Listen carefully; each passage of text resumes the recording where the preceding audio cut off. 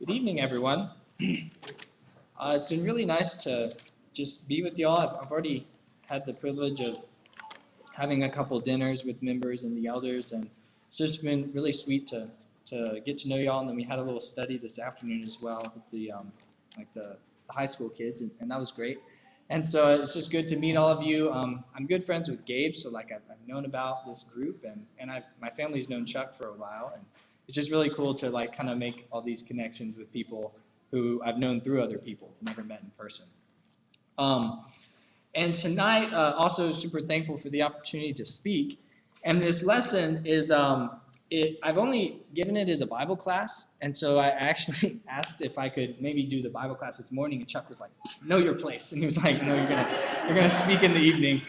But so if I ask a question and then I awkwardly pause and then answer it myself, I'm not crazy. I just kind of might be going into Bible class default setting. But feel free to answer or respond if I ask a question. That's okay too. But one of my favorite things about the Bible is its unity and its beauty in storytelling. It's a beautiful story. And when you think about the Bible, if you want to open up, you can start at the very beginning, Genesis chapter 1. And the first three words are "in the beginning." And then, don't turn there, because I don't want you all to flip-flop them, but at the very end of the Bible, in Revelation 22, the very last line of the narrative of John's vision, there's a conclusion afterwards, but the last line of the vision, his narrative that he's telling throughout the story of Revelation is, "and they reign forever and ever." So it starts with "in the beginning," and it ends with "they reigned forever and ever." The Bible is itself a story, and it's a story that we're a part of.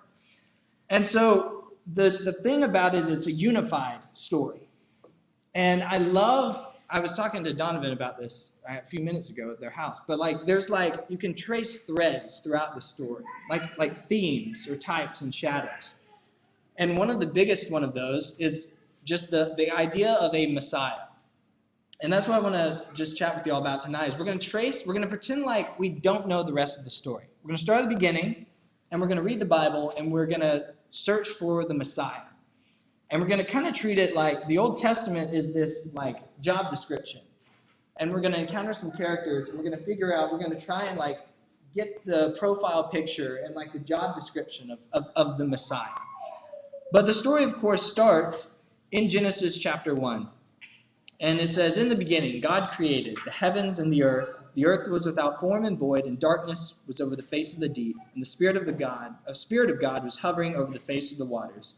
And God said, 'Let there be light,' and there was light." And then the rest of this chapter, you have a narrative of God forming everything around you. Everything that was and everything that is until the end of creation. And the thing is, at the very end of the verse, or the very end of the chapter, it says God creates this very special creature on day 6. It's called humanity. And he blesses them. This is Genesis 1, verse 28. It says, "God blessed them, and God said to them, 'Be fruitful and multiply, fill the earth, subdue it, have dominion over the fish of the sea, the birds of the heavens, everything that lives, every living thing that moves on the earth.'" And then God gives this creation to them. In verse 30 or 29, it says, "God said, 'Behold, I have given you every plant yielding seed on the face of the earth, and every tree with seed in its fruit you will have for food.'" So God creates this amazing world, and he creates humans, and then he gives it to them. God himself, at the very beginning, is a generous being. He's outpouring himself to others. And he appoints man, hop back to verse 27 of chapter 1. "He created man in his image. In the image of God he created him, male and female he created them." So these humans now are the image of God. And the image of God was a very unique calling. Basically, they are representing God on the earth.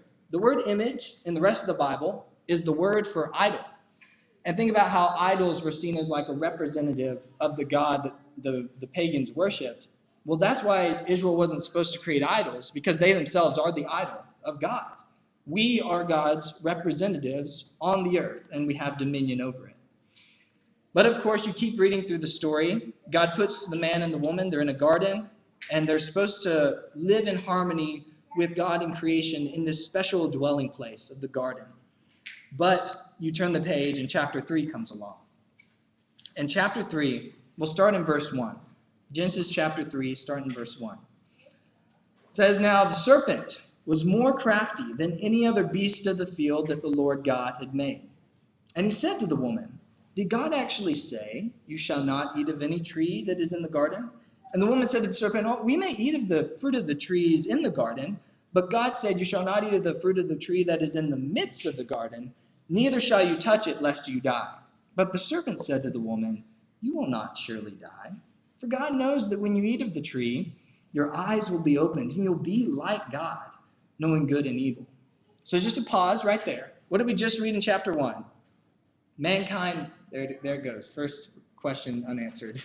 But chapter 1, mankind is made in the image of God. And here the serpent saying, you need something more to be like God. When the irony there is that they already are. They are the image of God. And then continue on in verse 6, chapter 3, verse 6.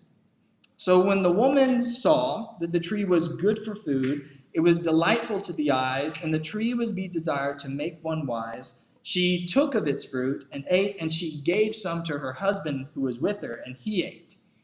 I emphasize some key words in that verse, because right here is this is like the core of every sin that we experience almost. You see something, you think, I need that something, and you listen to the lies of the serpent, and you take that thing for yourself.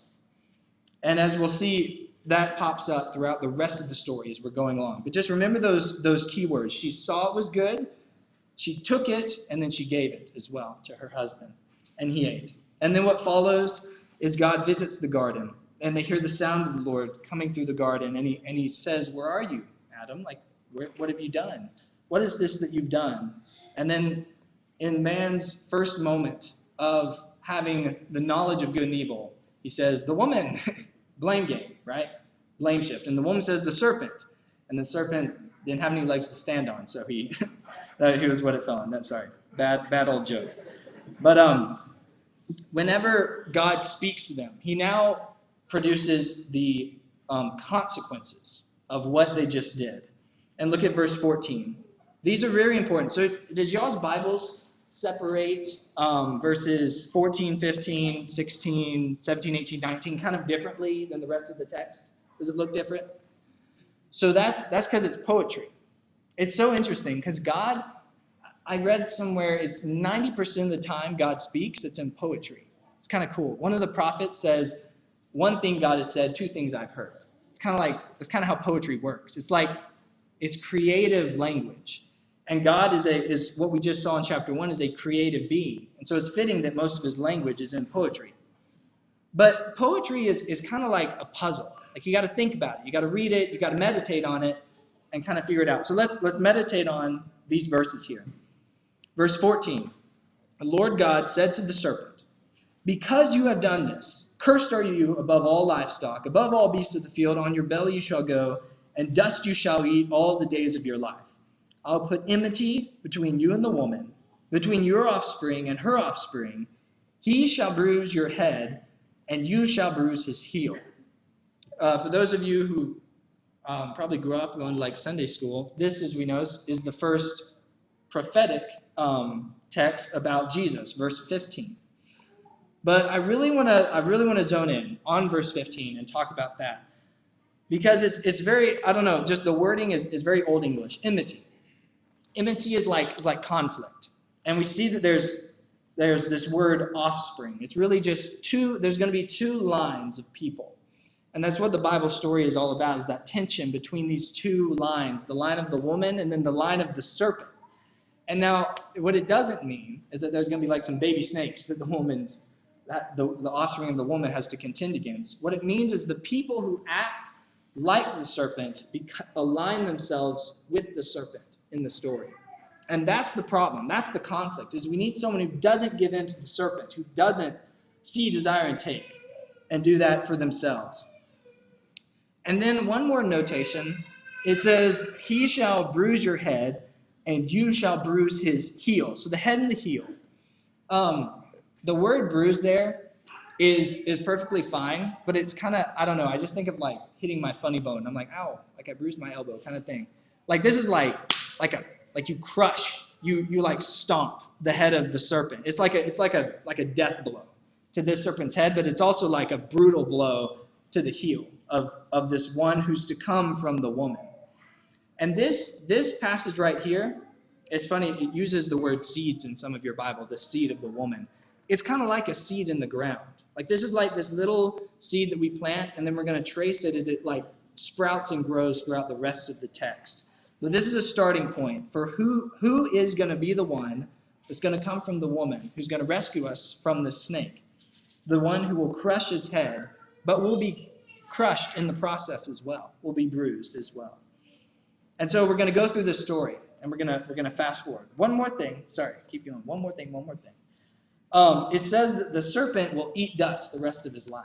I want to make a little connection here for y'all. Look at verse 19 of Genesis 3. This is God speaking to Adam now, and he says, "By the sweat of your face you shall eat bread till you return to the ground, for out of it you were taken. For you are dust, and to dust you shall return." It's like this serpent isn't like a little rat snake.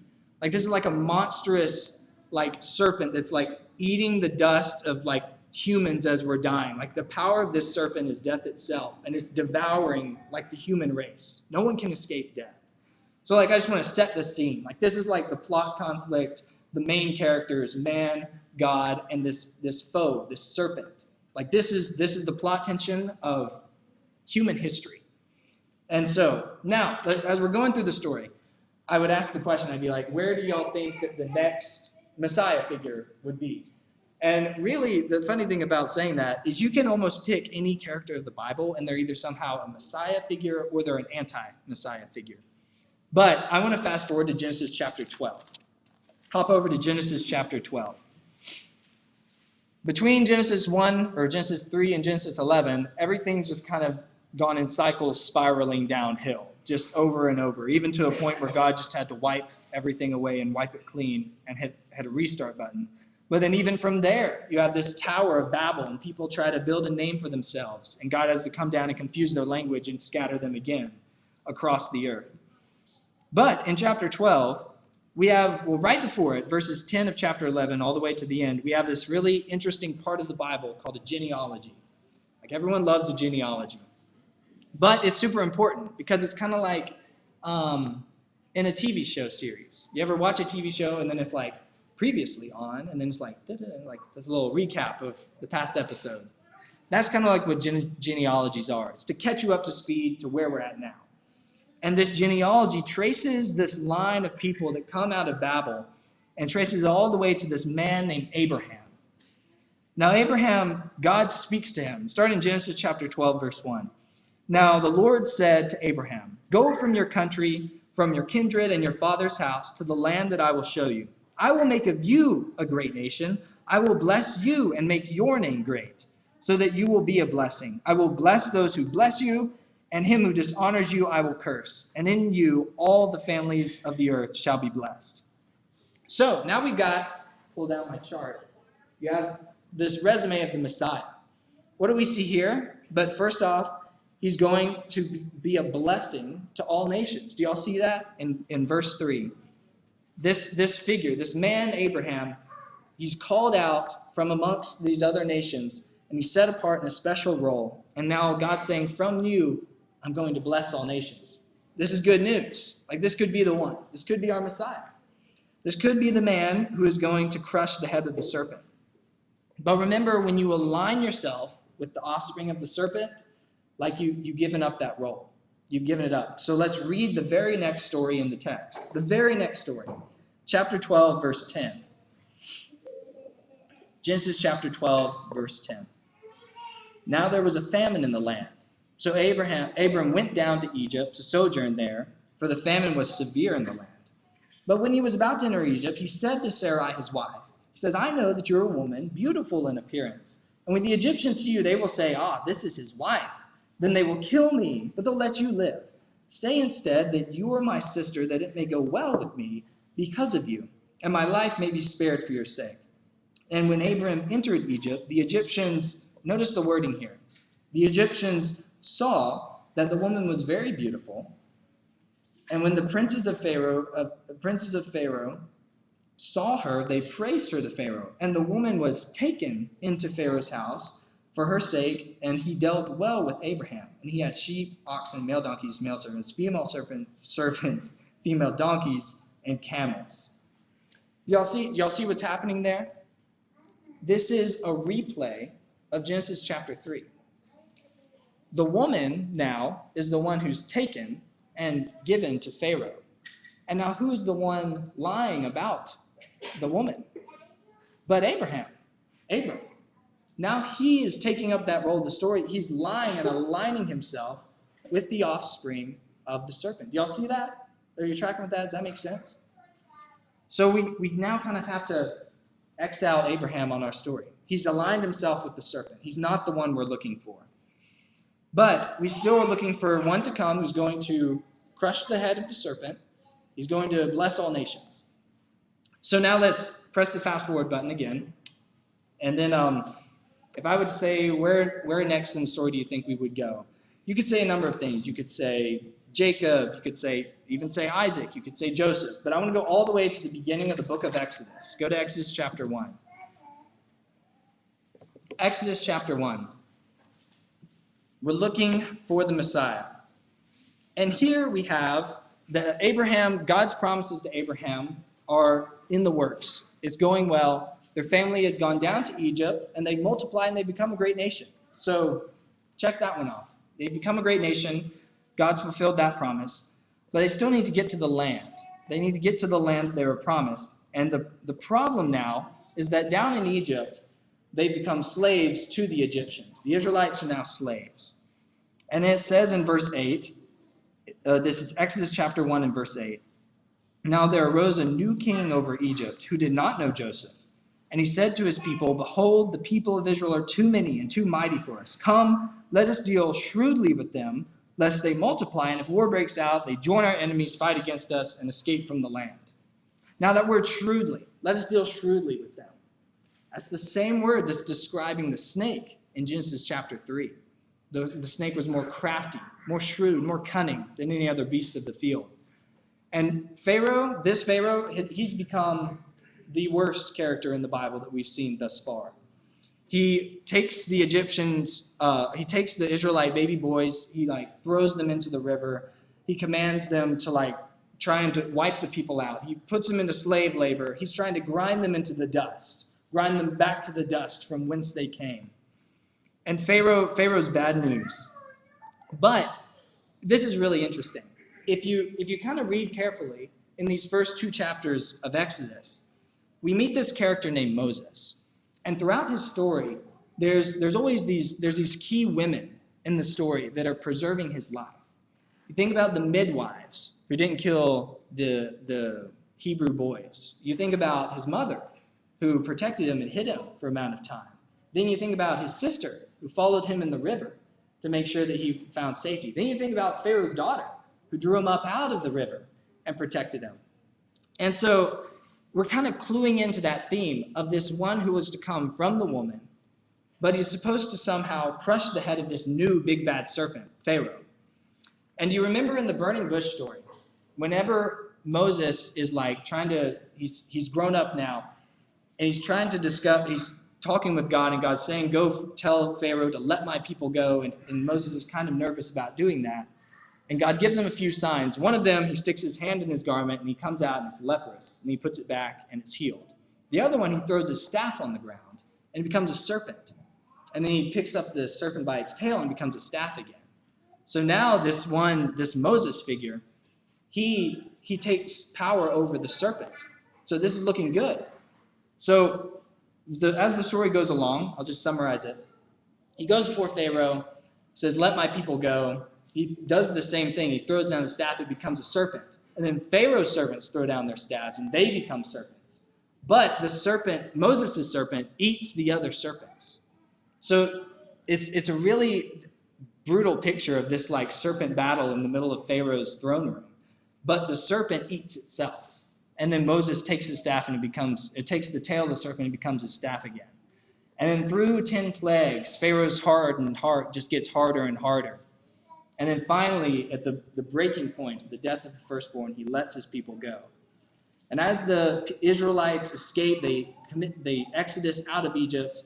They go through the sea, And Pharaoh's heart is so hard that he pursues after them to the point where he self-destructs and drives himself into the sea and the waters collapse over him. And so this is looking pretty good. So we have Moses. He's a blessing to the nations because he's rescued the people of Israel. He's crushed the serpent figure in our story. He's also provided a few new things to the resume. He's freed them from bondage. He's released them from captivity.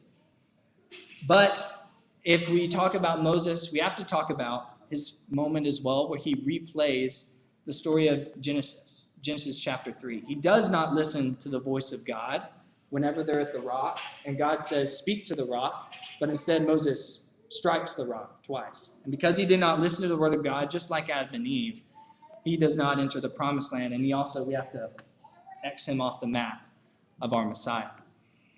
But we can't give up hope. We have to keep going through the story. And so if I had to ask, where do you think we would go next? Good answer, David. Very good. So go to 1 Samuel chapter 17. 1 Samuel 17. So Israel, they've gone through the wilderness. They have entered the promised land. They've conquered it. And they began to settle into the land, but there was a time of conflict in the judges where they were warring over the land, a bunch of internal battles. And then you reach this point where there's a king set over the land, but that king himself becomes corrupt. And God says, I'll raise up a king after my own heart, one who will do my will. And this is King David's debut moment. This is where he walks onto the scene and God manifests himself through him. Because this is David and Goliath. I believe most people, even if they're not a Christian, most people know about this story. It's a pretty iconic story. But I want to highlight a few things, because we're talking about this serpent. We're trying to find the Messiah who's going to crush the head of the serpent, but he's not going to align himself with it. He's going to bless all nations. He's going to free us from captivity. And listen to how Goliath challenges the Israelites.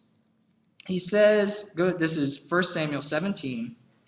1 Samuel 17, start in verse 8. Goliath is shouting a challenge to the ranks of Israel. And it says, as he stood and he shouted to the ranks of Israel, he says, why have you come out to draw up for battle? Am I not a Philistine? And are you not servants of Saul? Choose a man for yourselves and let him come down to me. If he's able to fight and kill me, we will be your slaves. But if I prevail against him and kill him, then you shall become servants to us, slaves to us. So now we've got someone trying to re-bondage the Israelites. This is like another Pharaoh. But, okay, this is really cool. I really like this guy. Sorry. Look at start in verse 4. This is describing Goliath. And it's one of those moments where you get this long description in the Bible, and a lot of times when this happens, it's kind of easy to gloss over it. But listen to how Goliath's described. It says, verse 4, this is 1 Samuel 17, verse 4. 1 Samuel 17, verse 4. And there came up out of the camp of the Philistines a champion named Goliath of Gath, whose height was 6 cubits and a span. He had a helmet of bronze on his head. He was armed with a coat of mail. The weight of the coat was about 5,000 shekels of bronze. He had a bronze armor on his legs with a javelin of bronze slung around his shoulders. And then, do y'all see that emphasis on the word bronze there? Do y'all see how many? It's used 4 times in just 2 verses. So I'm not a Hebrew scholar by any means, but I read people who are and that are way smarter than me. And the word bronze and the word for serpent are used to spell the same way in Hebrew. You just have a different pronunciation of vowels. And so if you looked at this in Hebrew, it would almost look like the word serpent as you're reading through. So it's like he's decked out like a serpent. It's like play acting. And the word, a coat of mail, the word mail there is the word for scales. So he's got this scaly serpent armor that Goliath pictured as wearing. And then he's challenging the armies of Israel that he's going to take them back into slavery. And then who walks on the scene but David? And now the Bible is the greatest story ever told. So David walks onto the scene in the morning. He walks into the battle. He's a young guy, so he's not a part of the army, but he's going to check on his brothers. and he hears Goliath's challenge in the morning. And whenever he hears his challenge, he's like, who is this guy? Like, why is no one, he's challenging the army of our God. Like, why is no one dealing with this? And he goes and talks to Saul, and Saul's just hiding and cowering behind the lines at this time. But he says, go ahead. Like, it's all yours. So hop over to verse 40. Verse 40. Chapter 17, verse 40. So this is talking about David.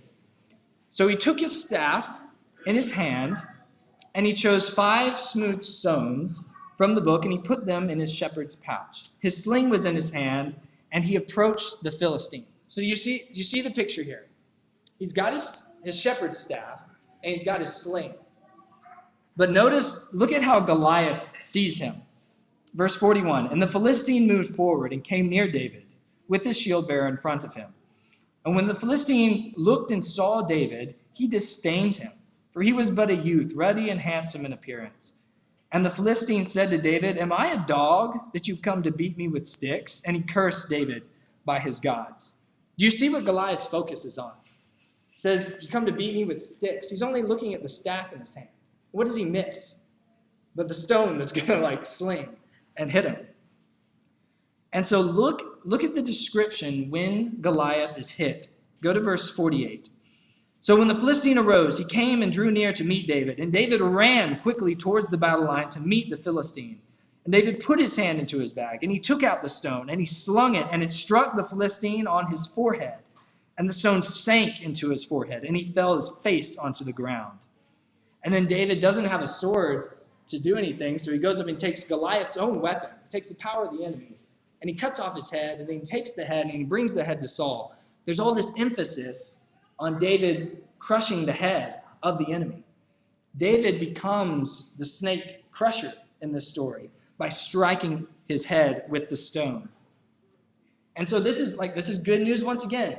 We have the one who's going to bless all nations, and now he's freed them from bondage. And then also now we see that he's a king. He's a king, and he sets up the kingdom. And he's crushed the head of the serpent. So David's checking the boxes. This is good news. It's looking good. But of course, we would expect now it's almost like the rhythm of the story. We're looking now for Genesis chapter 3 because it's too good to be true. Turn to 2 Samuel chapter 11. 2 Samuel 11.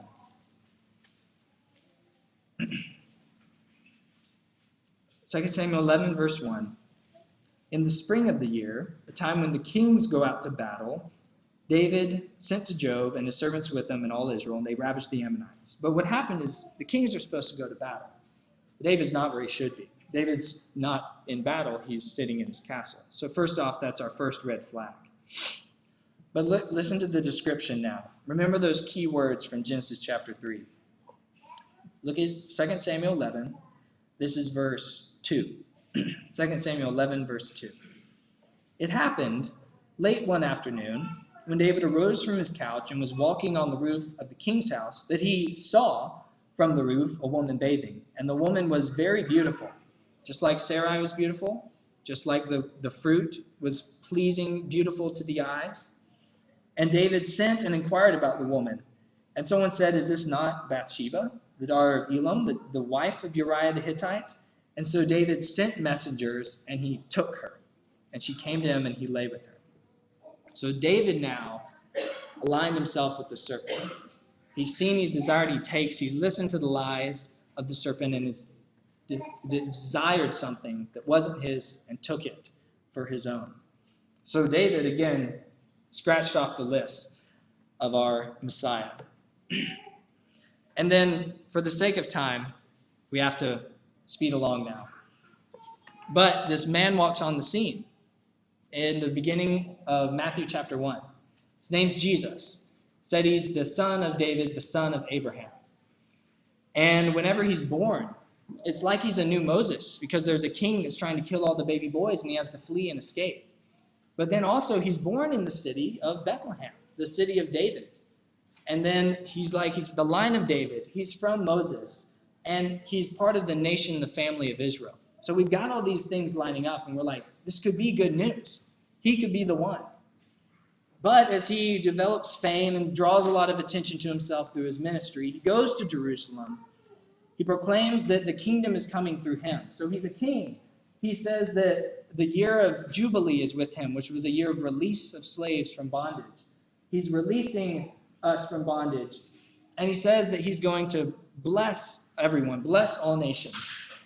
But, of course, it seems that he can't escape the curse that all men have, which is to die. And he goes up on the cross, and he's nailed to the cross, and our Messiah dies, the one that everyone was hoping in. But there's even like a glimmer of what is to come in the story of the cross. Because remember at the very beginning, it says, you will crush his heel, but he will crush your head. It's really cool. It's very interesting. I love the archaeology and looking into the history of the Bible times and stuff.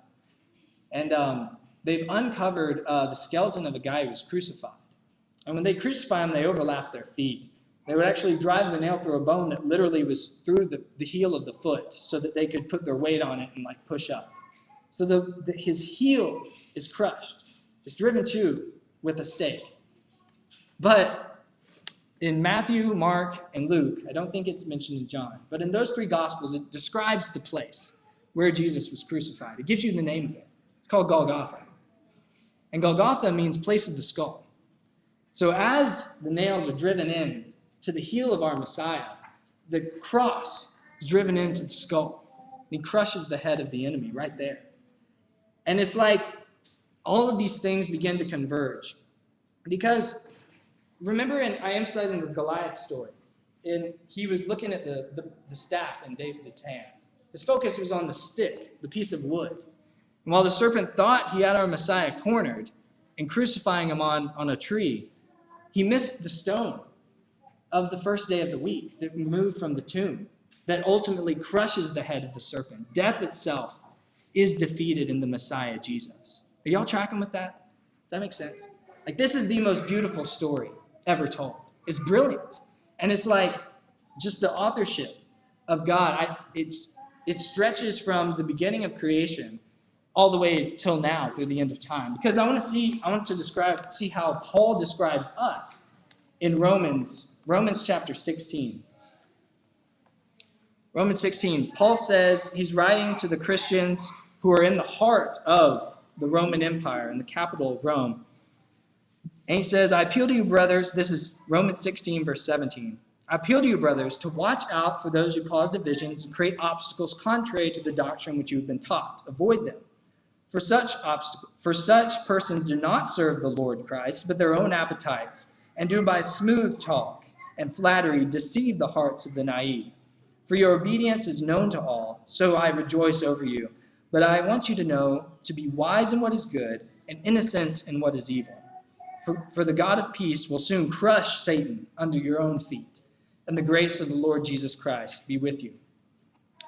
So the word Messiah in Hebrew is the same word in Greek as the word Christos, which is the word Christ. When you see Jesus Christ, it's his title, Jesus, our Messiah.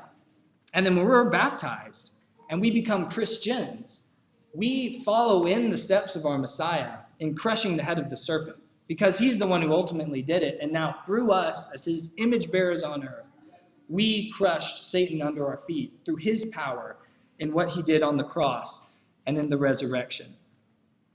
And then to close out, just how do we crush Satan under our feet? How do we not let him rule over us, but rather rule over him? It's very simple, but it's very hard. Because Satan isn't a creative being. He's not like God. He only has one trick up his sleeve, and it's to deceive. And so whenever Satan tries to lie about our worth, who we are in God's eyes, when he tries to say you need this to be like God, to be your own God, to try and make a name for ourselves, we counter lies with truth. And where do we find the truth? Well, right here. To conquer Satan, to crush him under our feet, is to counteract lies with truth. and to spend time in his word and to love it as he loved, to love others as he loved us. And so that's my last encouragement for you all this evening is as we dive into this beautiful book for the rest of our lives, just remember that because of what the Messiah did on the cross in crushing the power of the enemy and giving us hope for life as well, you need to ignore the voice of the serpent and to seek the truth in all aspects of life and to do that through his word. And if there's anyone here tonight who maybe you've listened to the lies of the serpent and you found yourself in bondage once again to sin, there's freedom in Christ. And if you need to come forward and have speak to one of the elders or Mr. Chuck here, and everyone here will rally around you in love. Or if you haven't aligned yourself with the Messiah, then you're aligned with the serpent. You're under the seed, the offspring of the serpent. And you need to get on the Messiah's side. Because our Messiah, Jesus, is the only way to salvation and hope. So if there's anyone here who needs to respond to the gospel call, will you please come?